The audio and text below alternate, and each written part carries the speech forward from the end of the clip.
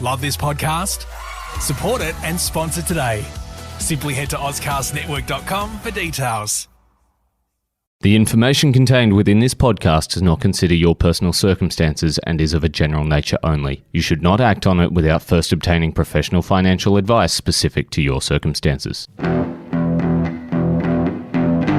Paul Atherton is an ex-Wall Street advisor on a mission to help young people win back their financial power, wealth and security. He does this by helping them understand the hidden world of finance, risk and investments, helps them figure out how it impacts them, and to seize the opportunities to make it work to their advantage. This is Paul Street Journal. I'm here this morning with Paul Atherton. How are you today? I'm very well, Tim. Thank you. That's good. I'm just sorting out the indexes and things that I'm looking to invest into, but should I be looking into just investing into wholly Australian assets, or what should I be? How should I invest in different areas, if at all? Yeah, so I think the area looking at, which you're kind of hinting towards, is diversifying. And you've probably heard this a lot in investment. Everybody says you need to diversify. And there's a good reason for that, because diversity is king. I mean, if you look at the most successful economies on the globe, it's because they're very diverse. They've got different ways of earning income for the country. They've got manufacturing, they've got high tech, they have commodity driven. You know, it's a complex economy.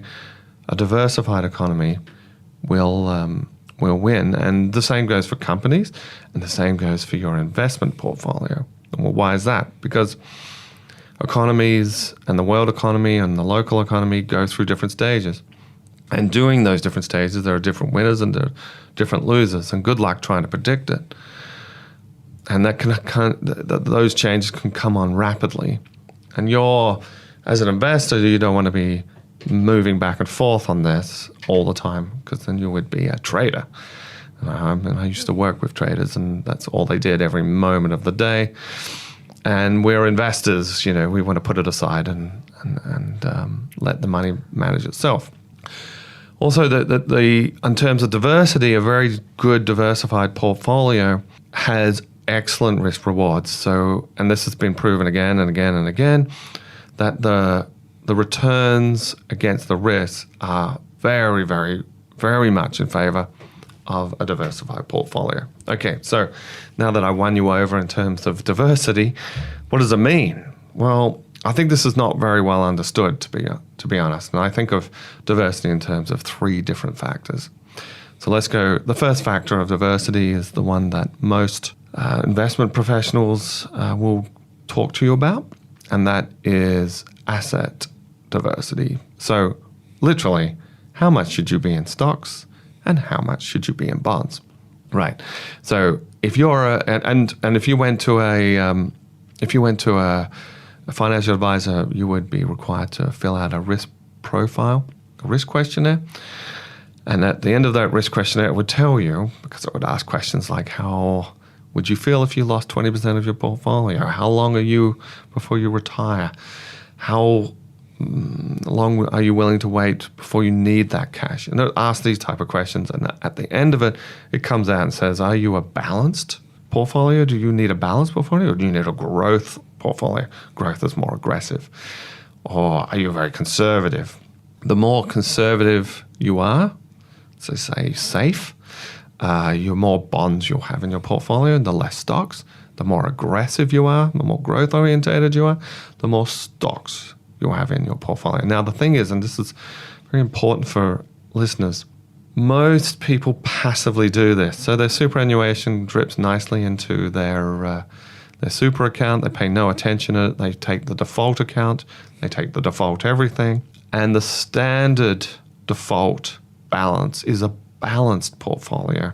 Now, a balanced portfolio is someone I would suspect should be closing in on retirement, certainly probably their 50s. That's more likely to be a balanced portfolio. So if you're in your 20s and you've got a balanced portfolio, it's wrong, right? You should really, really look at that. But that's where you'll be. If you haven't managed it, you'll be in a balanced portfolio. Okay.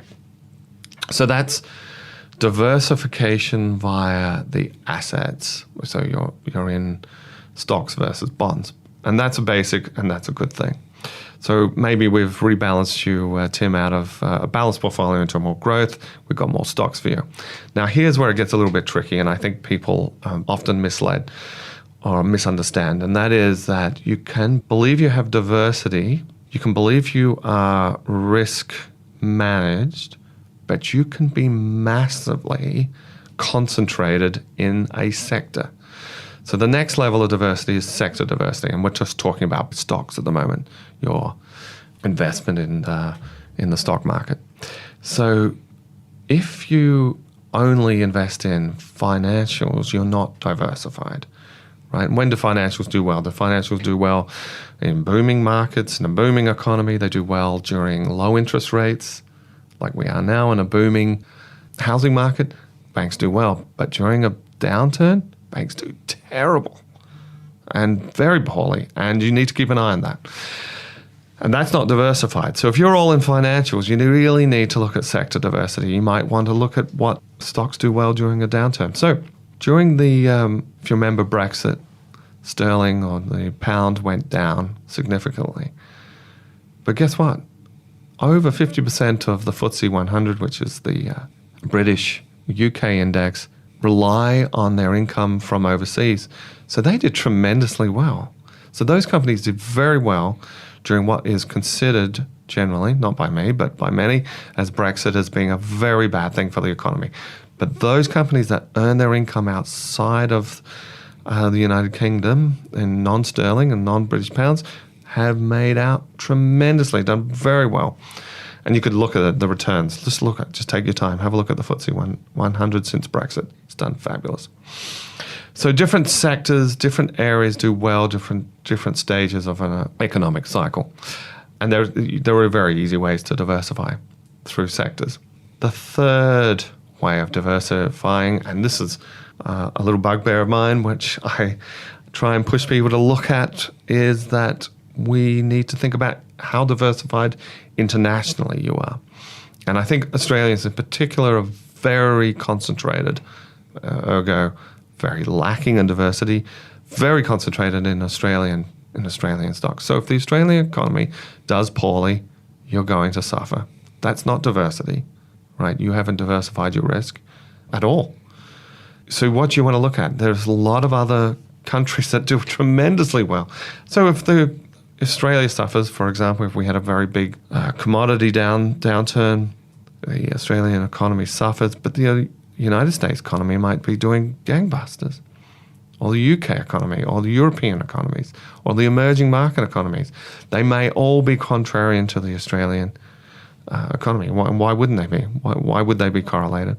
So international diversity, I think, is very underlooked, and it's certainly something I use. So the three areas of diversity is through asset classes via stocks or bonds. The second is through sector. Are you all in the financial sectors or the commodity sectors or the any of the industrial sectors, or et cetera?